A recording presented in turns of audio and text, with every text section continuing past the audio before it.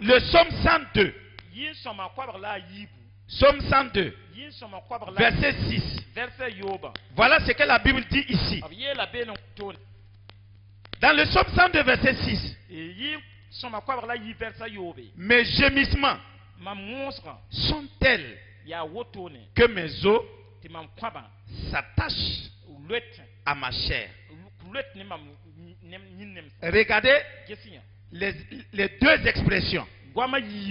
Dieu dit ici, dans Éphésiens, que les dominations, les autorités doivent connaître Dieu par l'Église. Comment l'Église va le faire? Par la sagesse. Dans le psaume, nous voyons un homme qui est en train de plaindre sa situation.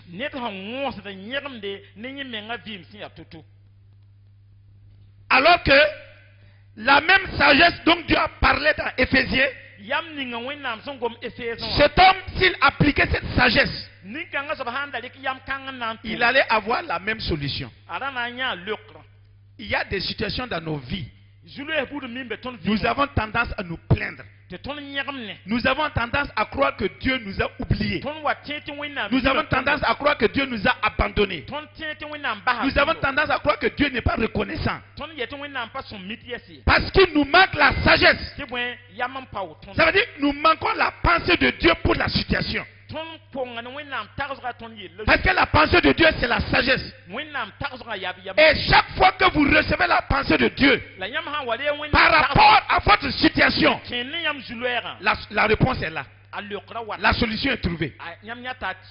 Écoutez, si Dieu dit que l'Église doit montrer Dieu au monde, le monde doit connaître Dieu par l'Église, les dominations, les autorités, ses puissances, ses pouvoirs, cela ne peut se faire que par la sagesse.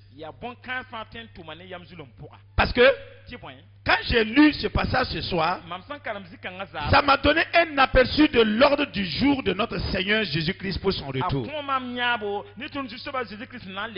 Ça veut dire que Jésus ne va pas venir chercher une église faible. Il ne va pas venir prendre une église qui est impuissante. Il ne va pas venir enlever une église qui est souillée. Le Seigneur va venir prendre une église qui est préparée, qui est parfaite, comme une épouse qui est préparée pour attendre son époux. Or, cette préparation ne peut se faire que par la sagesse. Alléluia. C'est pourquoi la sagesse nous est indispensable pour la préparation pour le retour de Jésus. Dans Proverbes chapitre 24, Salomon, qui était le fils de David, va nous dire quelque chose ici par rapport à la sagesse. Il dit au verset 3, c'est par la sagesse qu'une maison s'élève. Arrêtons-nous là d'abord. Si on prend seulement ce terme-là, c'est par la sagesse. C'est par la sagesse qu'une maison s'élève, ça veut dire c'est par la sagesse que toi tu peux être élevé. C'est par la sagesse que ton entreprise peut être relevée. C'est par la sagesse que ton ministère peut être relevé. C'est par la sagesse. C'est par la sagesse que tu peux retrouver ta santé. C'est par la sagesse que tu peux retrouver tout ce que tu as perdu comme bien. Il dit c'est par la sagesse qu'une maison s'élève. Et par l'intelligence qu'elle s'affermit. Je vous ai dit ici, ne confondons pas l'intelligence avec la sagesse. Non, beaucoup d'hommes ont l'intelligence, mais ils n'ont pas la sagesse. Frère, si vous regardez sur le plan naturel, moi je ne sais pas dans toutes les familles, Mais si vous retournez en arrière, il y a 50, il y a 60, il y a 70 ans en arrière, vous allez voir que nos parents là, malgré qu'ils étaient des analphabètes,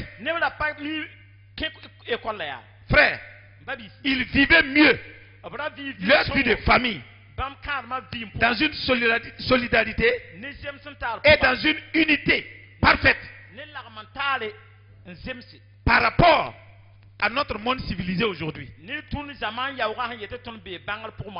si vous regardez dans notre monde aujourd'hui, le taux de divorce parmi les analphabètes sont moindres par rapport au taux de divorce parmi les intellectuels.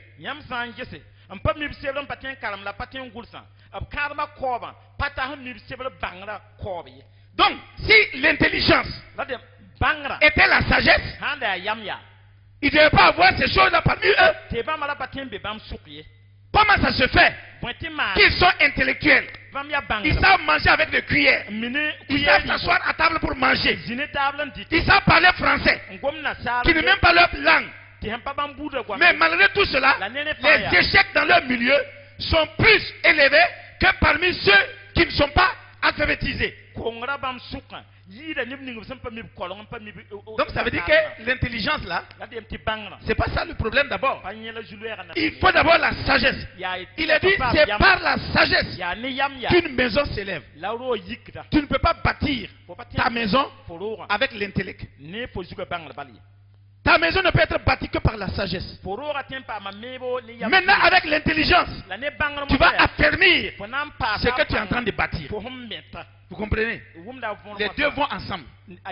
Mais si vous vous appuyez seulement sur l'intelligence, mon frère, ça ne peut pas aller. C'est pourquoi les problèmes, ça s'accumule dans votre milieu. Parce que c'est par la sagesse que l'église doit régner. C'est par la sagesse.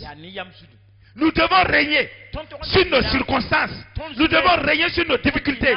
Nous devons régner sur nos problèmes. Nous devons régner sur les crises dans ce monde-là par la sagesse. Pas autre chose. Par la sagesse. Frère, tu ne peux pas réussir. Tu ne peux pas faire de progrès. Tu ne peux pas vivre dans la paix, dans la plénitude, sans la sagesse de Dieu. Regardons un autre passage. Dans le psaume 110. Psaume 110. Lisons le verset 2. Psaume 110, verset 2.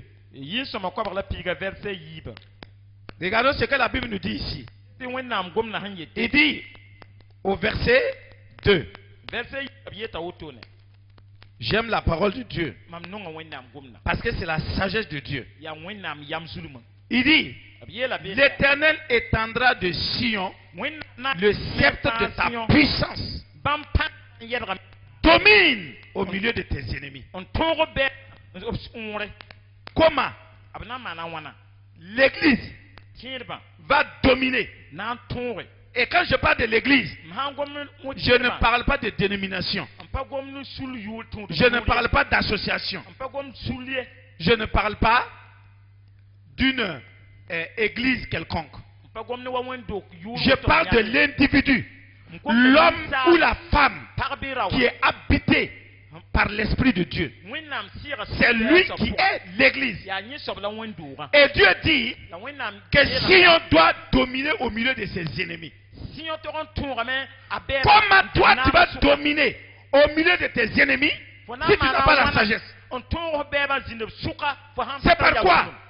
C'est pas par des fusils, c'est pas par des gourdins. Par la sagesse, tu peux dominer au milieu de tes ennemis. Et c'est ça que la Bible nous dit ici.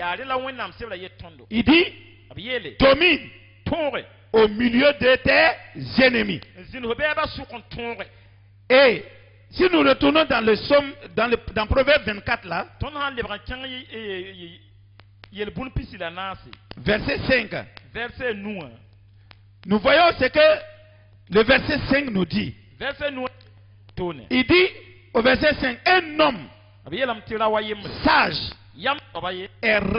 est plein de force.